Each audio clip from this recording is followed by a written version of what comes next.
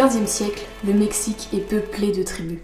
Parmi celles-ci, la tribu aztèque des Va-Nu-Pieds prospère dans la commune de Cuautitlán, et le jeune Juan Diego, qui en fait partie, découvre les traditions de ses pères.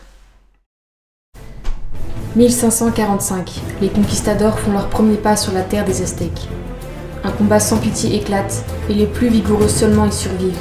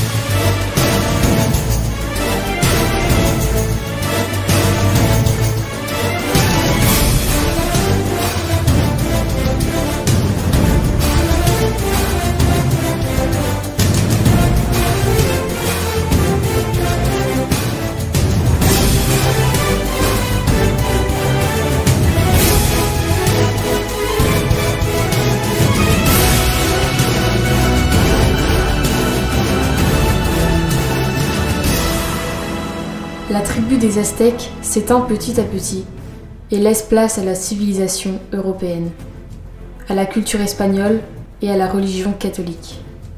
Le jeune Juan Diego découvre le message de la bonne nouvelle de Jésus. Il grandit et fait ainsi ses premiers pas vers le Christ, son héros.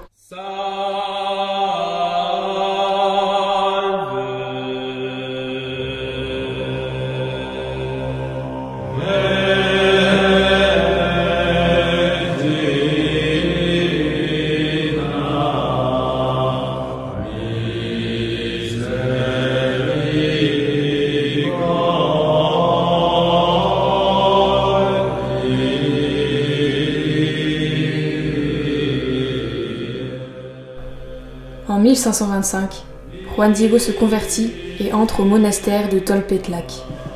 Le 9 décembre, il se rend à pied à la messe de Topeyac et, en chemin, il est bouleversé, car ce qui lui arrive transformera l'histoire entière du Mexique. Où suis-je? Peut-être suis-je tout simplement en train de rêver?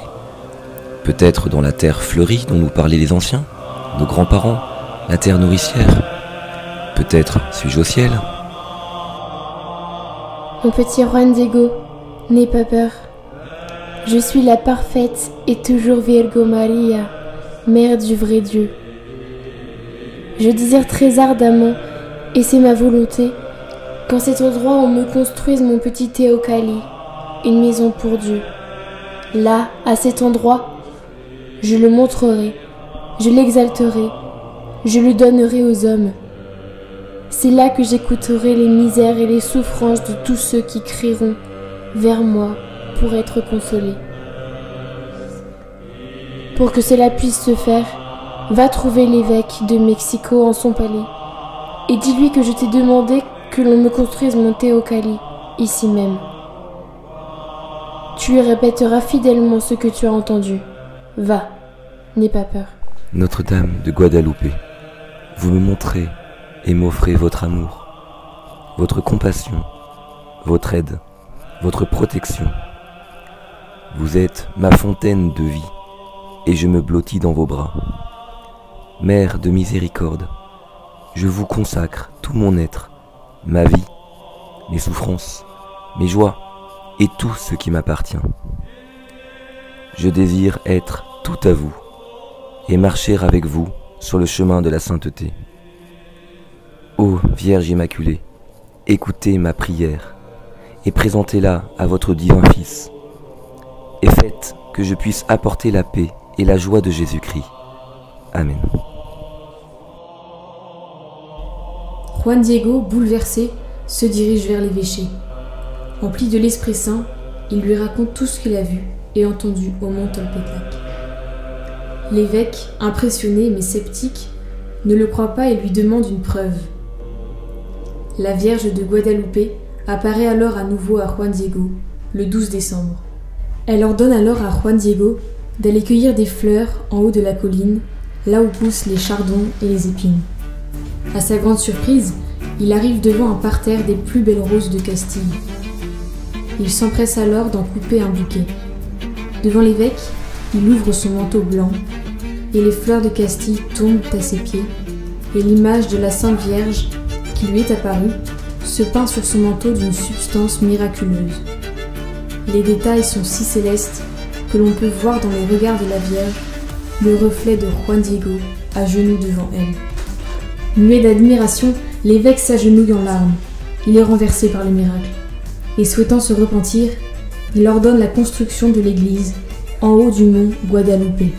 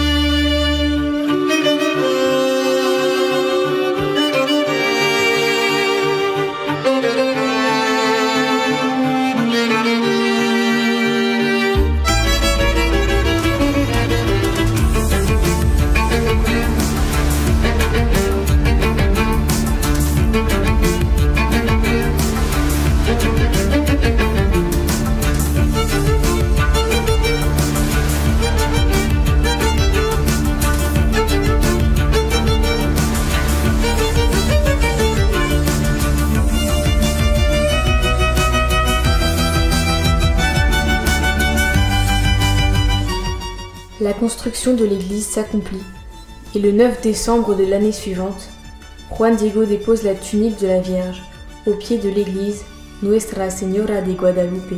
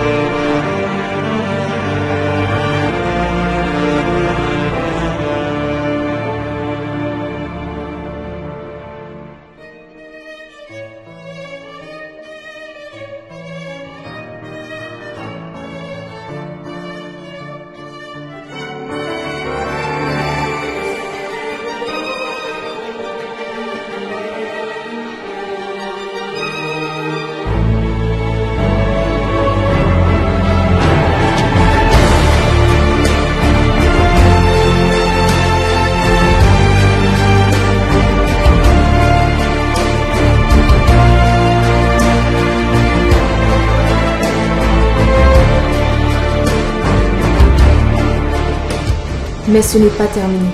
La Vierge de Guadalupe a fait vibrer toute l'histoire chrétienne du Mexique. L'armée des Cristeros la joignent au drapeau du pays pour étendard.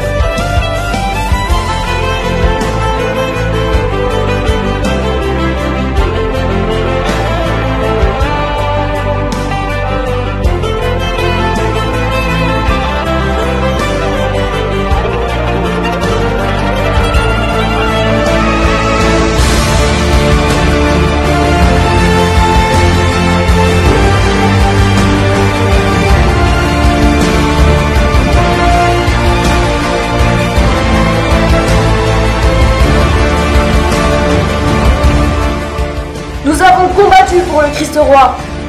Mais c'est la Vierge de Guadalupe qui a été notre protectrice, à nos côtés. Médiatrice de la miséricorde et mère de chacun d'entre nous. Désormais, c'est à vous de reprendre le combat dans votre vie, chaque jour, contre le mal et les embûches. Soyez forte de l'amour de Dieu et prenez pour mère et repère Nuestra Señora de Guadalupe.